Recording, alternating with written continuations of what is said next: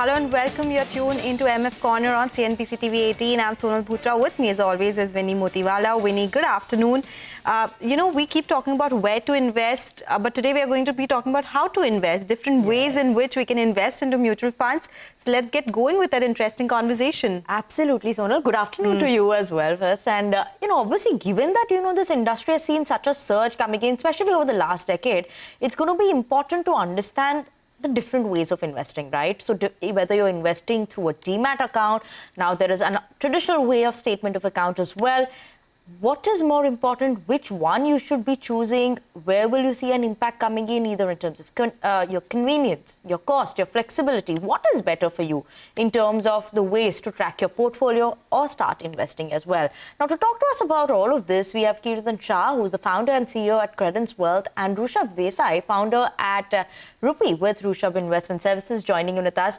Kirtan, as well as Rushabh, good afternoon, and thank you so much for joining in with us. I want to start by and talk about, these two ways that are there of investing or that has come up now. What is the main difference between, investing, whether you have a demat account, like how you invest in stocks through your demat account? Obviously, that's possible through for your mutual funds as well, or your SOA, that's the statement of account for mutual funds, especially in SIPs and redemptions. What is the difference there? Kirtan, let me start with you first. What are we watching out for in differences here? What is the key over here? Winnie, thank you so much for having me on the show. Winnie, like you rightly pointed out, demat is as straightforward as you would have otherwise known when you buy and sell stocks, right? So similarly, when you buy and sell mutual funds, and if it reflects in your demat, it's exactly similar to how stocks operate. But SOA, which is a statement of account, like the name suggests, it's a ledger or a record of transactions that the AMC directly has every time you do a transaction. So every time you buy and sell or a dividend is received, it's actually recorded in the SOA and it is directly with the AMC. Unlike a demat, which is probably with a broker and then there is a DP involved, over here in an SOA, you are directly communicating or transacting with the AMC directly. You did point out two data points here where we spoke about SIP and redemption. If I can throw some light on that, when you do it through the SOA mode, you typically have an ENACH that you have with the bank for an SIP. So because the bank has a direct link through the ENACH with the AMC, every time that 5th of the month or the 10th of the month comes, that is your account is debited and it is invested to the AMC and you receive units versus that. What happens in a demat typically is that all of these features like the STP or the SIPs or the SWPs are not as convenient or not as straightforward as in SOA.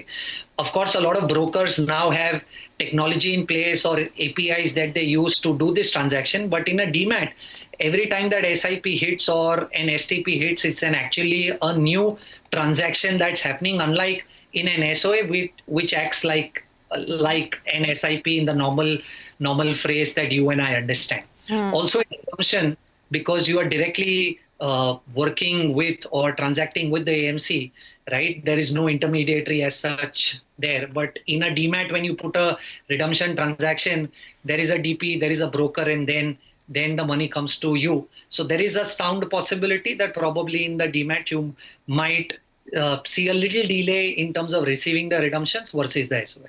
Got it. Thanks for explaining that, Kirtan. Rushabh, let me come to you and take this one step forward. We've understood what it means, what the operational differences are. But how do costs and charges compare between demat and statement of accounts? There will be fees, transaction charges, exit loads. Are the investors clearly informed about the differences they will have to pay in terms of costs or in terms of compliances once they choose between the two? Hi, Sonal. First of all, thanks so much for having me on the show, and it's good to see you back on the air. As Kirtan already beautifully explained, the difference between a demat and SOA. The demat certainly has annual charges for sure, which the client would need to pay. And over and above that, whenever the client does any kind of transaction, especially in stocks and in ETF, there can be additional transaction charges over and above of these annual charges. So there are two charges levied here. One is the annual charges and second is the transaction charges which the investors need to pay here. Right, Rushabh? Rushabh? Yeah. Yeah, you were making a point. Yes. So basically, there are typically two charges here, Vinny. So one is the annual charges, which I just mentioned. It depends on the Demat account, what the client is holding, for either from the annual charges varies from banks to banks and Demat account to Demat account. And of course, the transaction charges also vary. So the investor needs to be very careful, in choosing the Demat account, because there will be annual charges as well as the transaction charges here. Okay. Kirtan, does an investor actually lose a bit in terms of flexibility or benefits, like maybe switching to STP or a direct AMC access? When you choose any of these, where is it, especially in terms of DMAT? Is there a possibility of that, one could face an issue on that front? Vinny, yes, there definitely is one. So like I was explaining in my first answer to you, what typically happens is when you transact in a DMAT, you are not directly transacting with the AMC, right? So an STP, which requires a switch, or an SWP, all of these are inbuilt features that the broker may offer to you, right? So the broker may put a technology in place which is then coordinating and communicating at the back end in terms of transaction, where each of these transactions are actually not the same way that happens in an SOA, because in an SOA, the transaction is happening directly with the AMC. So it is quite possible that the broker that you are transacting with probably may not have an SWP feature to offer to you or an STP feature to offer to you. Most brokers that I know of have solved for the SIP problem, where they have an API in place and that acts as a new transaction or a new buy order every time the SIP clicks. But I see a lot of brokers don't have the STP and the SWP option, and hence it definitely impacts the flexibility, which is actually not the case when we talk about SOA. Okay, we take that point. Rishabh, do you have anything to add on this? I more or less agree with what Kirtan had to say. Definitely, in terms of STP and SWP, seems to be a little bit of an issue. But overall, in both methods, whether you go through a Demat account or through digital platforms directly, through third party or the AMCs, usually now in today's time and age, the technology is more or less in place. So any kind of purchase, redemption, and SCP is quite seamless in my humble opinion. But yes, as Kirtan already mentioned, that SWP and STP can be a little bit of an issue right now. Okay.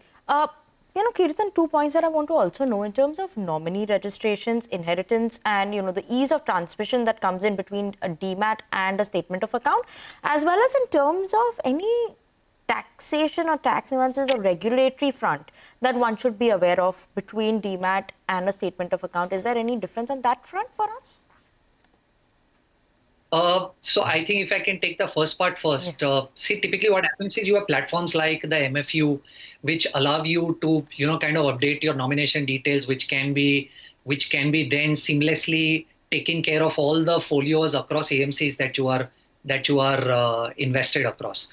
But of course, DMAT has a slight advantage here over an SOA when it comes to inheritance, because what typically happens is if something happens to the account holder and that has to get transferred to the nominee, you will have to do individual paperwork, while at the aggregate level, platforms like MFU and all can help you standardize the process, but you will still have to reach out to each AMC with paperwork for the transition to take place from the account holder to the nominee, or in terms of inheritance. So that definitely is a small challenge when it comes to SOA, because you will have to transact with each of these AMCs independently and individually, unlike a DMAT, where probably this transition is quite smoother than SOA, in my opinion. We take that point. So, Rishabh, anything to add to that? Plus, between the two, what would you recommend to an investor, or is it whatever suits their preference at the moment?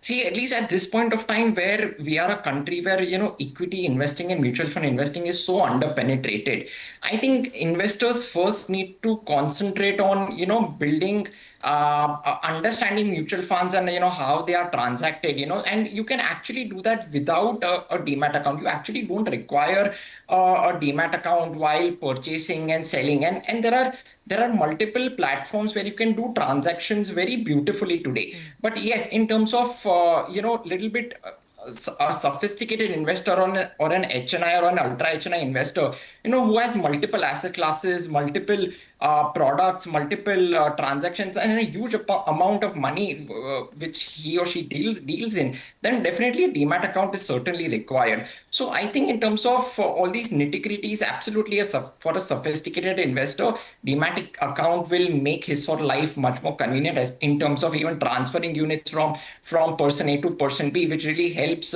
in terms of inheritance as well. But actually, from a basic standpoint, you really don't require a demat account while executing it, especially in normal mutual funds, which are non-ETFs, Sonal. And Kirtan, what would your suggestion be? If someone is just starting off, then would it matter, whether it's a demat or a statement of account, the traditional way? What would you suggest?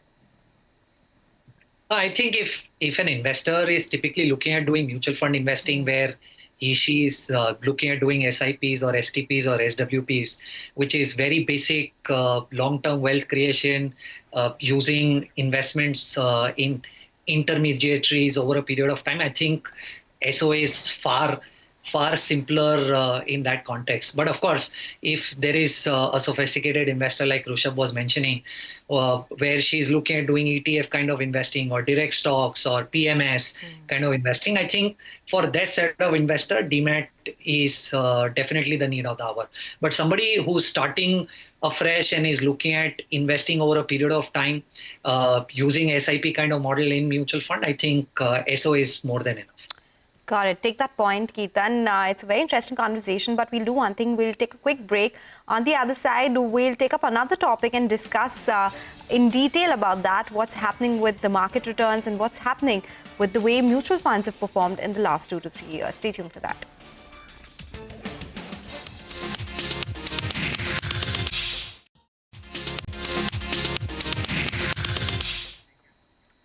Welcome back. You're still tuned into MF Corner. We still have with us Kirtan Shah and Rushabh Desai. We've seen recent mutual fund returns, which are soaring in some of the equity funds.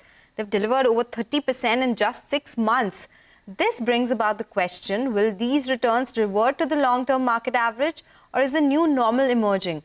This matters for anyone planning their financial future, as aligning expectations with market realities is key to smart investing. So we take these questions to our guests. Rushabh, this time let me start with you. We have seen funds delivering 30% plus CAGR over last 3 to 5 years. Will we see them sustain this outperformance across market cycles, or do top performers typically lose their rank after corrections? What next for these high-performing candidates? See, it looks very difficult. 3 to 5 years, 30% CAGR is absolutely mouth-watering, and we saw a phenomenal bull run over the past few years. So I feel that the next 3 to 5 years could be a little bit difficult to get 30% CAGR returns. But let me give you some perspective, Sonal, for you and your viewers. See, we did see a good price correction, and we are currently in a time correction. So the markets are stagnated over the past few months, at least at this point of time. So if there is ample of liquidity and if the earnings are healthy over the next in the next few years, I don't see a reason why equity products cannot deliver superior double-digit risk-adjusted returns, right? But over the longer period of time, what typically happens is that these kind of 25-30% CAGR returns kind of normalize and come down to probably say around 20%, 18% or 17% or so. But if you time it well, if you invest it in the right style, if you take probably say contrarian bets, say for example, Momentum did very well last year. But during this market correction, Momentum strategy got beaten down hands down. I mean, we saw hefty drawdowns of negative 25 to 30% in many of the Momentum strategies. So probably if someone would have invested at this point of time in Momentum strategy, then definitely there is no reason for me to believe why we cannot get a superior double-digit risk-adjusted returns over the next 3 to 5 years. But it's very important to be in the right strategy and take contrarian bets if someone really wants to generate some superior returns over the longer period of time. And what you just mentioned, that typically, yes, the top performers keep on changing from time to time. Let me give you some very interesting data on this as well, Sonal. See, I pulled out around 250 to 300 equity mutual funds, and we saw that from 2017 to 2019, the top three performers were actually the bottom performers from 2020 to 2022. Actually, they were ranked 205, 204, and so forth. Same goes with from 2018 to 2020. The top performing funds were the bottom performing funds in 21 to 23. Same goes with 2019 to 2021 and 2022 to 2024 as we speak. So over the past 3 to 5 years, we have definitely seen where the top performers have kept on shuffling from time to time. So it's very wise for investors to choose consistent performers rather than top performers soon. Okay. Wise to choose consistent performer than just the top performers. That's interesting there, Rishabh. Kirtan, would you like to add anything to that? And are there any measures that one could look at? Like people look at rolling returns, Jensen Alpha. Is there something that could show us maybe some persistent returns in mutual fund performances or outperformances, or are there any tools over there? So I think, Winnie, what needs to be understood here while we are looking at mutual funds is that there are so many variable factors that impact the performance of the fund, right? Typically what happens is that, let's say over the last 2-3 years, if the funds have done very well, suddenly so much of money starts chasing those funds, and those funds swell so much in their AUM that they end up losing their agility to be able to do exactly what they did in the last 2-3 years. And also, in my opinion, and I am a very firm believer that the data also that Rishabh shared, why the top performers keep changing is primarily, in my opinion, because of style. Right? If you look at the last 12-18 months, the value style of investing has done very well because market thought that it's slightly expensive and there was not a lot of liquidity chasing the market. Right? So now you will typically see that for 18 to 24 months, one particular style of investing does well, which is value in this case in the near term. Right? And you will see all value style of fund perform would do typically better than probably a momentum or a growth style of investing. But if you look at the last 24 months of returns on